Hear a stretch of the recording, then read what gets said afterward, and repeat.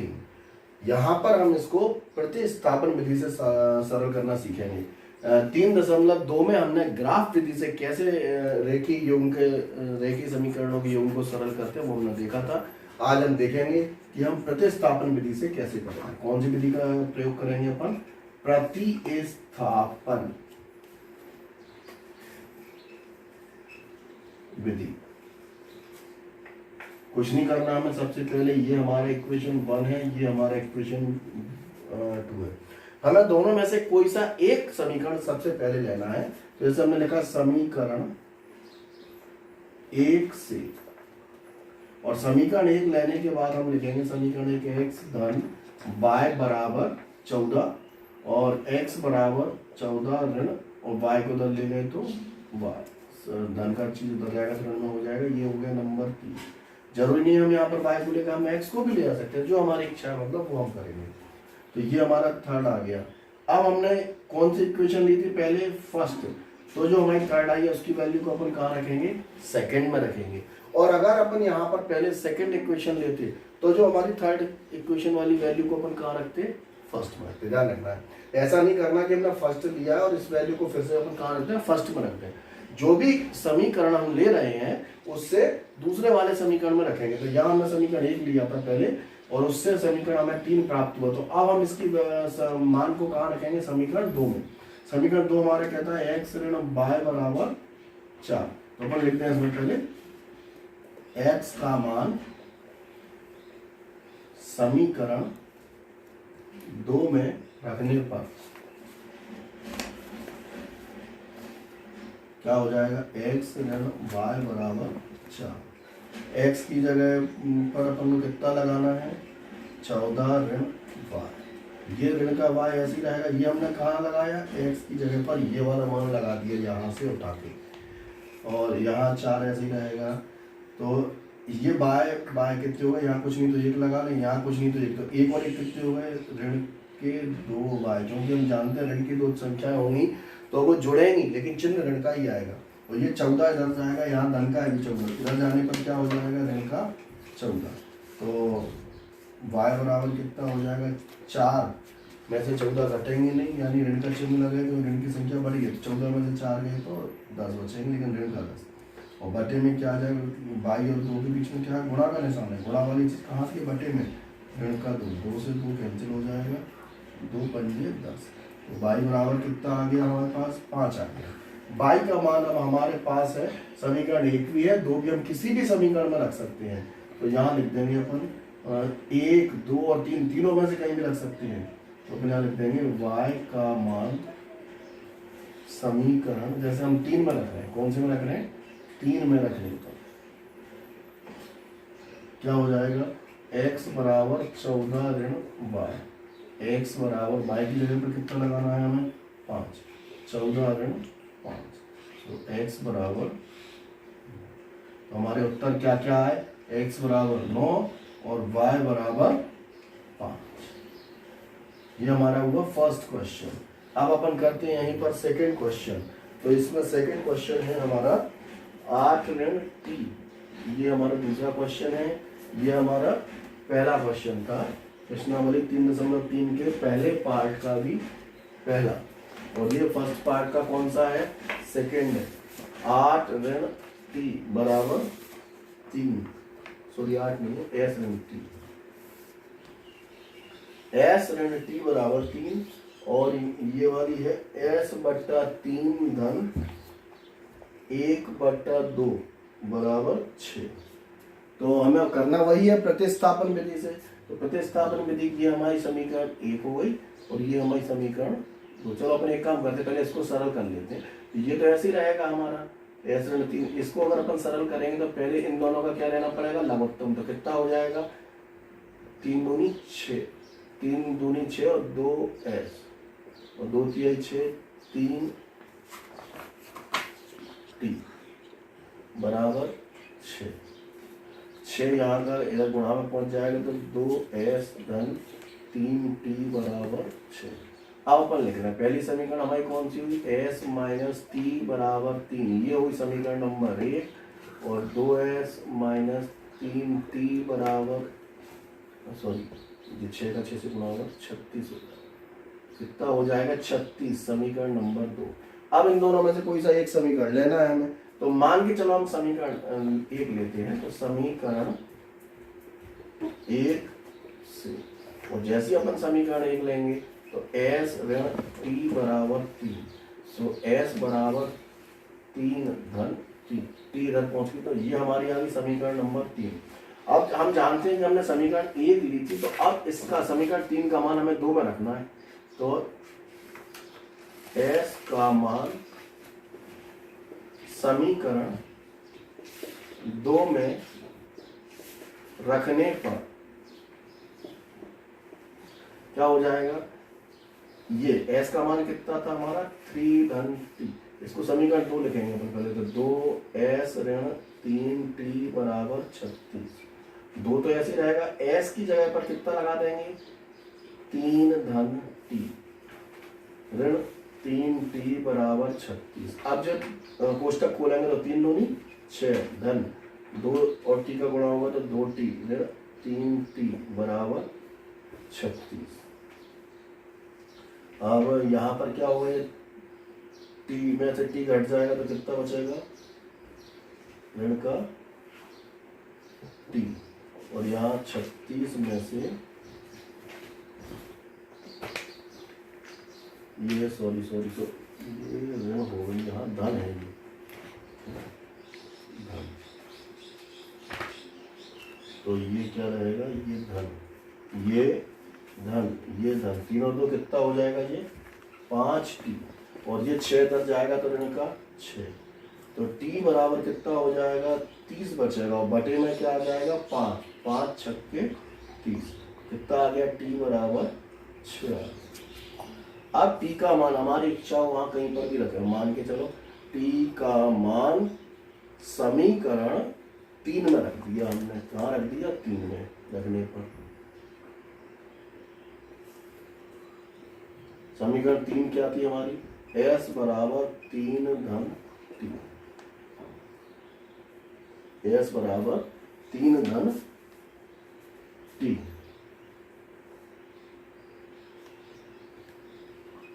तो t का मान कितना आया था 6, तो 3 धन 6, s बराबर कितना आ गया 9, यानी हमारा उत्तर हो जाएगा s बराबर 9 और t बराबर 6। ये हमारा समीकरण दूसरा वाला सवाल सॉल्व हो गया। इसके बाद हम करेंगे थर्ड वाला। अब है ये फर्स्ट का तीसरा वाला, अपन जब देखते हैं पहले का तीसरा भाग, 3x ऋण y बराबर 3 और दूसरा समीकरण 9x ऋण 3y बराबर 3।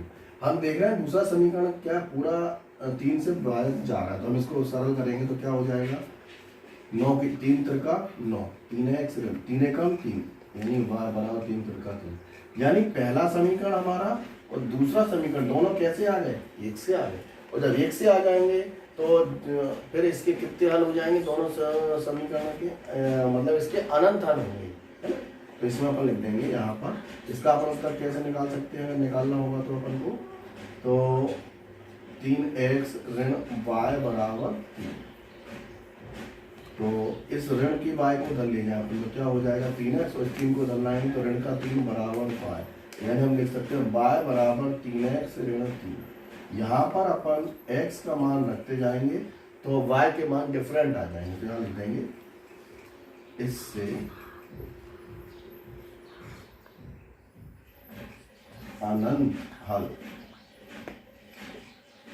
ज्ञात किए जा सकते। इसके बाद अपन देखेंगे अगला क्वेश्चन नंबर 4। चौथे वाले पार्ट को जो अपन देख रहे हैं, तो इसमें 0.2 x है धन 0.3 y है बराबर 1.3, फिर है 0.4 x धन 0.5 y बराबर 2.3। पूरे क्वेश्चन को जब हम ध्यान से देखते हैं तो हमें पता लगता है कि एक अंक पहले दशमलव है सभी में, तो अपन पूरे दोनों तरफ को बाएं तरफ को और दाएं तरफ यानी LHS और RHS को किससे गुणा कर दें, 10 से गुणा कर दें, LHS एवं RHS, अर्थात दोनों पक्षों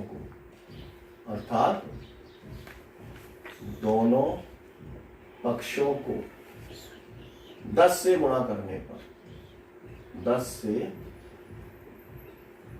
गुणा करने पर, और जैसे ही हम 10 से गुणा करेंगे तो इसमें दशमलव एक अंक पीछे खिसकता जाएगा सब में, तो क्या हो जाएगा, ये हो जाएगा 2x, ये हो जाएगा 3y और ये हो जाएगा 13, समीकरण नंबर 1, और ये हो जाएगा 4x, ये हो जाएगा 5y बराबर 23, समीकरण नंबर 2। अब अपन को प्रतिस्थापन से करना है, तो समीकरण 1 से हमने कौन सी समीकरण ले रहे हैं, फिर हम एक है 2x धन 3y बराबर 13 है, 2x को यहीं छोड़ा तो 13 बराबर माइनस 3y इधर जाएगा तो ऋण में आ जाएगा, और x बराबर 13 ऋण 3y बटा 2, तो ये हमारा x का मान है, इसको हमने नाम देते समीकरण नंबर 3। अब हम जानते हैं हमने समीकरण किससे बनाया था, ये 1 नंबर से बनाया है, तो हम इसका मान कहाँ रखेंगे, समीकरण 2 में, तो x का मान समीकरण 2 में रखने पर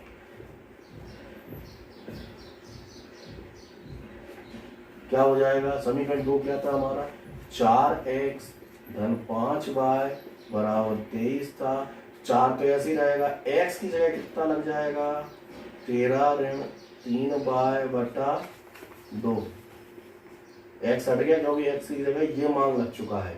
अब 5y ऐसे ही रहेगा बराबर 23, 2 से अपन देखें तो 2 दूनी 4, ये कट गया, तो अब इस 2 का गुणा करेंगे तो क्या हो जाएगा, 13 दूनी 26 ऋण 3y धन 5y बराबर 23। आप देख रहे हैं ये दोनों, एक धन का y है और एक ऋण का y है, तो अगर 5 में से और 3 घटेंगे तो कितना बचेगा, 2y, और 5 बड़ा वाला धन का है तो धन का 2y बचेगा। 26 को उठा के धन ले जाएंगे तो इधर हमारे पास 23 तो पहले से है, 26 इधर से इधर जाएगा तो ये ऋण का हो जाएगा, तो 2y बराबर दोनों को घटाएंगे तो कितना हो जाएगा, ये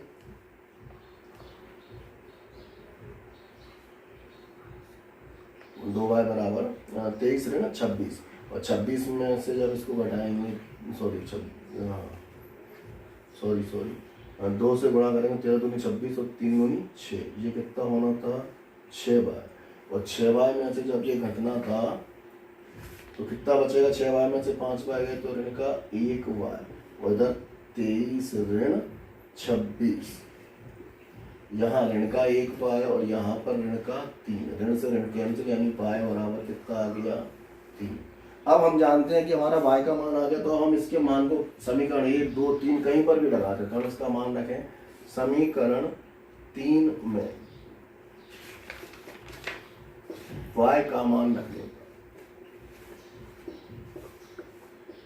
रखने समीकरण 3 कौन सा है हमारा, ये वाला था, x बराबर 13 ऋण 3y बटे 2, तो x बराबर 13 तो ऐसे ही रहेगा, 3 गुणा y की जगह 3 लगाया बटे में 2, x बराबर कितना हो जाएगा, 13 ऋण यहाँ पर 3 तिरका कितना हो जाएगा, 9 बटे 2, तो x बराबर घटाएंगे इसको तो कितना हो जाएगा, 4 बटे 2, 2 दूनी 4, यानी x बराबर 2 और y बराबर 3, ये इसका उत्तर है।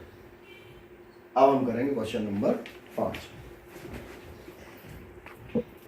अब हम स्टार्ट करते हैं क्वेश्चन नंबर 5 पर, √2x धन √3y बराबर 0 और √3x ऋण √8y बराबर 0, ये हमारा समीकरण नंबर 1 है, ये हमारा समीकरण नंबर 2 है। समीकरण हम 1 ले लेते हैं, समीकरण 1 से क्या हो जाएगा, समीकरण 1 हमारा √2x धन √3y बराबर 0। अब हम जैसे √2x को यहीं छोड़ें और √3y को उठा के उधर ले जाए तो क्या हो जाएगा, ऋण का √3y, x को यहीं छोड़ेंगे तो क्या हो जाएगा, ऋण √3 बटा √2 और y ऐसा कैसे, ये हमारा हो गया समीकरण नंबर 3। x का मान समीकरण हमने ये किससे बनाया था? 3 नंबर 1 से। तो हम कहाँ रखेंगे? 2 में। समीकरण 2 में रखने पर समीकरण 2 क्या था? √3x ऋण √8y बराबर 0। x की जगह हमें ये लगाना है, तो ये x यहाँ से हटेगा, तो √3 गुणा ऋण का √3 बटे √2 और y ऋण √8y बराबर 0। √3 और √3 का गुणा होगा तो क्या हो जाएगा? 3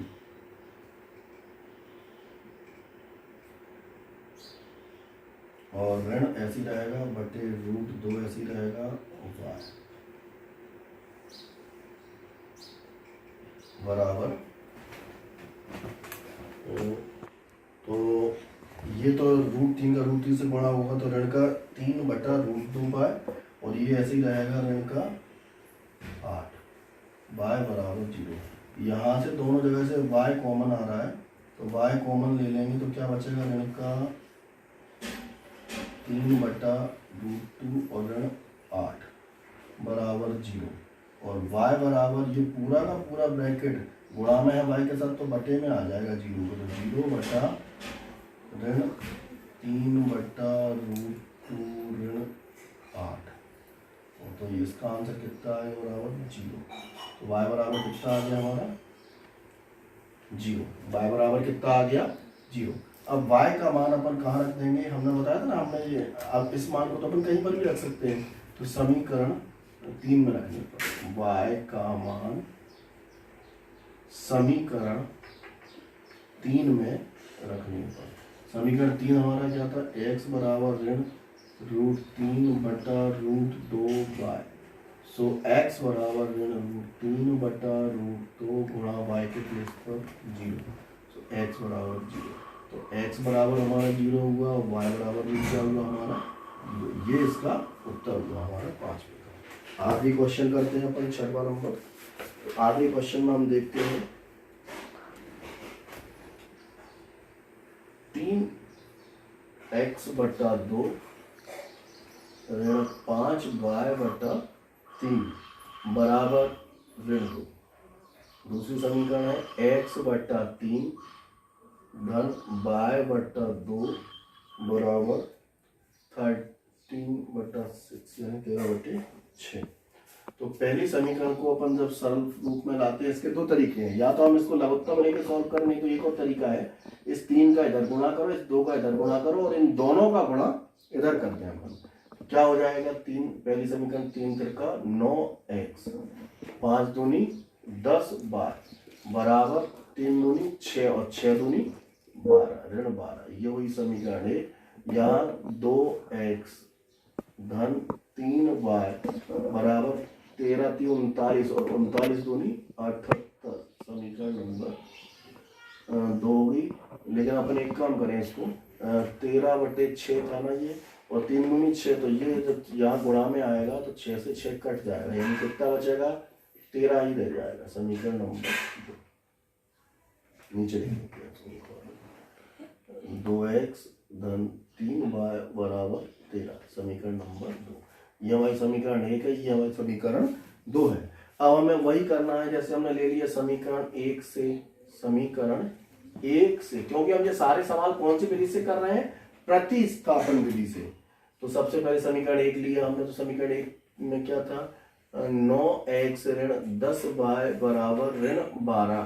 तो हम 10y को इधर ले जा रहे हैं, तो क्या हो जाएगा? 9x बराबर ऋण 12 धन 10y और x को यहीं छोड़ेंगे तो ऋण 12 धन 10y बटे 9। ये हमारी थी समीकरण नंबर 3। अब x का मान समीकरण किस में रखेंगे? अपन 2 में रखेंगे, 1 में नहीं रख सकते। क्यों नहीं रख सकते? हम आपको बता चुके, 1 से तो हमने ये बनाया है। तो यहाँ लिख देंगे x का मान समीकरण 2 में रखने पर। समीकरण 2 क्या बोलता है? 2x धन 3y बराबर 13 है, तो x की जगह पर यहाँ कितना लगा देंगे? ये 2 ऐसे ही रहेगा और ऋण 12 धन 10y बटे 9 धन 3y बराबर 13। अब हम देख रहे हैं कि अगर इस 2 से ये कट जाता तो काट देते, नहीं कट रहा तो हम क्या करेंगे, ऊपर 2 का गुणा करेंगे, नीचे वाला 9 किसके बटे में, इस संख्या के, तो इस संख्या को छोड़ करके इसमें और इसमें दोनों में गुणा हो जाएगा उसका, जिसके बटे में होता है उस संख्या को छोड़ के बाकी सभी संख्याओं को। तो 2 का ऊपर करेंगे तो 12 दूनी 24 धन 10 दूनी 20 बाय धन 9 तिहाई 27 बाय 13 नंबर 117।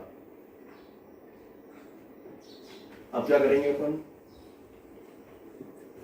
ये दोनों, ये ऋण का 24 इधर आ जाएगा, ये दोनों धन के हैं तो कितने हो जाएंगे 7 2 2 4 47 बाय बराबर ये इधर आएगा तो 117 धन 24, तो 47 बाय बराबर 7 और 4 11 2 और 1 3 और 1 4 और 1 का 1 बाय बराबर 141 बटा 47 से जब हम इसको काटेंगे तो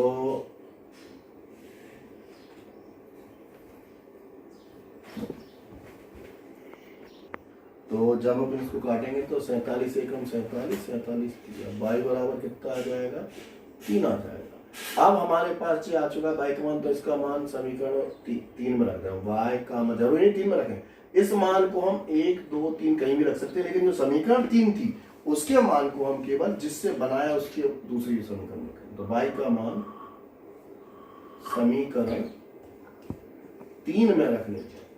3 क्या था, x बराबर ऋण 12 धन 10 और यहाँ y की जगह कितना लग जाएगा 3 बटे 9, सो x बराबर ऋण 12 धन 10 30 बटे 9, सो x बराबर ये घटेंगे तो कितना बचेगा, 30 में से 12 घटेंगे तो 18 बटे 9, तो 9 दूनी 18, x बराबर 2, यानी हमारा उत्तर कितना आया, x बराबर 2 और y बराबर 3। तो इस प्रकार से आपने देखा कि हमने किस प्रकार से जो हमें 2 चर वाले रैखिक समीकरणों का युग्म दिया था उसको हमने प्रतिस्थापन विधि से किस प्रकार से उनको सरल किया। अब अपन प्रश्न नंबर 2 करें। इस क्वेश्चन में हम देखते हैं प्रश्न नंबर 2 में हमें 2 समीकरण दिए, 2x धन 3y बराबर 11 और दूसरी समीकरण है 2x धन 4y बराबर ऋण का 24। हमें इन समीकरणों को पहले सरल करना है, उसके बाद में हमारे जो x और y के मान आएंगे उनको हमें यहाँ पर इस समीकरण में लगाना है, तो इससे m का मान निकलेगा, यानी हमें इस प्रश्न में m का मान निकालना है। तो हम वही इसको प्रतिस्थापन से सरल करते हैं। सबसे पहले हम ले लेंगे समीकरण 1 से, समीकरण 1 से क्या हो जाएगा, समीकरण 1 से 2x धन 3y बराबर 11, सो 2x बराबर 11 ऋण 3y और x बराबर 11 ऋण 3y बटे 2, ये हमारी समीकरण नंबर 3 आ गई।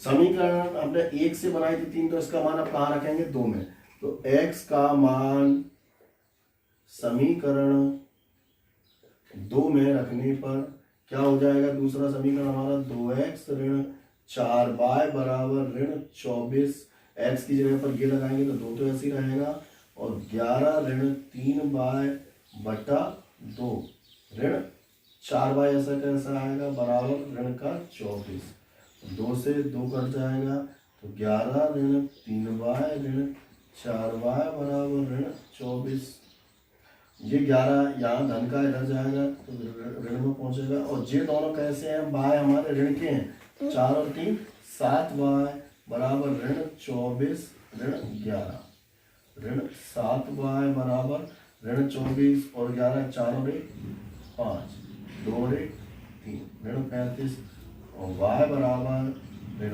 35 बटे ऋण 7, ऋण से ऋण कट जाएगी 7 पंजे 35, तो y कितना आ गया हमारा, y बराबर 5। y का मान समीकरण 3 में रखने पर, समीकरण 3 क्या है हमारा, 3 है ये वाला, तो x बराबर 11 ऋण 3y बटा 2, x बराबर y का 5 लगा देंगे y के जगह पर, तो 11 ऐसे ही रहेगा, ऋण 3 गुणा 5 बटे 2, x ऐसे ही रहेगा, 11 ऋण 5 तिहाई 15 बटे 2, और यहाँ पर 11 में से 15 घटेंगे तो ऋण का 4 बटा 2, 2 दूनी 4, x बराबर ऋण 2।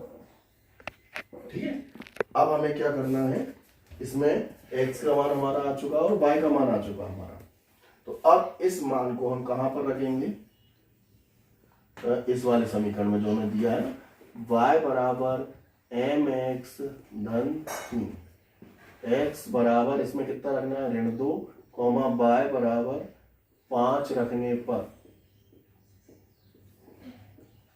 तो y की जगह पर 5 आ जाएगा, m ऐसे ही रहेगा, x की जगह पर अपन ने ऋण का 2 लगा दिया, धन 3 है, धन की 3 इधर जाएगी तो 5 ऋण 3 बराबर m गुणा ऋण का 2, 5 में से 3 घटेंगे तो 2 बचेगा और m गुणा ऋण का 2, ऋण अब जो गुणा वाली चीज बटे में आ जाएगी तो 2 बटे ऋण 2 बराबर m, 2 एकम 2, m बराबर ऋण 1, तो m का मान आ गया। तो हमारा क्वेश्चन कितना आया था, हमारा x बराबर ऋण 2 और y बराबर 5, ये तो हमारे रैखिक समीकरण के जो हमने हल किया था उसका उत्तर है और ये m का मान है। तो इस प्रकार से हमारा ये क्वेश्चन भी। अब अपन करते हैं प्रश्न नंबर 3। इसमें हमारे 6 पार्ट है, 6 पार्ट में से पहला पार्ट है, दो संख्याओं का अंतर 26 है, मतलब दो संख्या है उनका अंतर 26 है, यानी इनको घटा रहे हैं तो कितना उत्तर आ रहा है, 26। एक संख्या दूसरी संख्या से 3 गुनी है, मतलब वो संख्या छोटी बड़ी है बराबर नहीं है, एक संख्या दूसरी संख्या से 3 गुनी है, तो उन्हें ज्ञात कीजिए। तो अपन जान गए कि एक संख्या बड़ी है एक छोटी है, माना बड़ी संख्या क्या है, x है, और छोटी संख्या कितनी है, y है। अब अपन ने क्या लिया, प्रथम शर्तानुसार,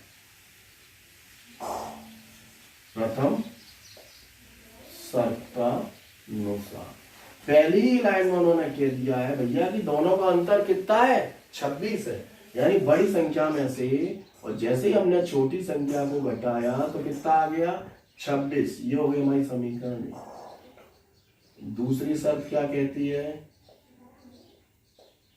एक संख्या दूसरे से 3 गुनी है, कितनी है, 3 गुनी, यानी ये बड़ी संख्या थी और ये छोटी संख्या, दोनों बराबर है क्या, नहीं है, ये वाली संख्या इससे कैसी है, 3 गुनी है, और हमको छोटी संख्या को बराबर बनाना है बड़ी के, तो हम क्या करें, गुणा काय में करना, 3 का छोटी संख्या में, तो ये कितना हो जाएगा, 3 का इसमें गुणा किया। अब इसको उठा के डलाएंगे तो x ऋण 3y बराबर क्या बचेगा, 0। ये हो गई हमारी समीकरण नंबर 2 हो गई।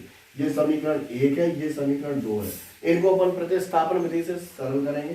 तो उसमें हमने क्या सीखा था, कोई सी भी एक समीकरण ले रहे हैं तो समीकरण 1 से, समीकरण 1 क्या है हमारी, x ऋण y बराबर 26 है, तो x बराबर क्या हो जाएगा, y उधर जाएगा तो धन का हो जाएगा, और 26 ऐसे कैसे लगेगा। ये हो गया हमारा समीकरण नंबर 3। x का मान समीकरण 2 में रखने पर, क्यों रखेंगे 2 में, क्योंकि हमने ये समीकरण 1 से बनाया तो समीकरण 3 हम जानते हैं, जिस समीकरण से बनाएंगे उसी में मान नहीं रख सकते। समीकरण 1 से बनाया तो समीकरण 3, तो अब इसका मान कहाँ रखेंगे, समीकरण नंबर 2 में। 2 क्या थी हमारी समीकरण, x ऋण 3y बराबर 0 थी। अब x की जगह पर कितना लगा देना है, y धन 26 ऋण 3y ऐसी रहेगा बराबर 0। ये 3y और ये धन का कुछ नहीं तो 1y, 3 में से एक धन एक ऋण का हुआ तो घटेंगे, कितना बचेगा, ऋण का 2y बराबर 26 को इधर ले जाएंगे तो क्या हो जाएगा, ऋण का 26, तो y बराबर ऋण से ऋण कट जाएगा, 26 बटा 2, 2 एकम 2, y बराबर 13। तो अब हमारे पास निकल के आया है y का मान।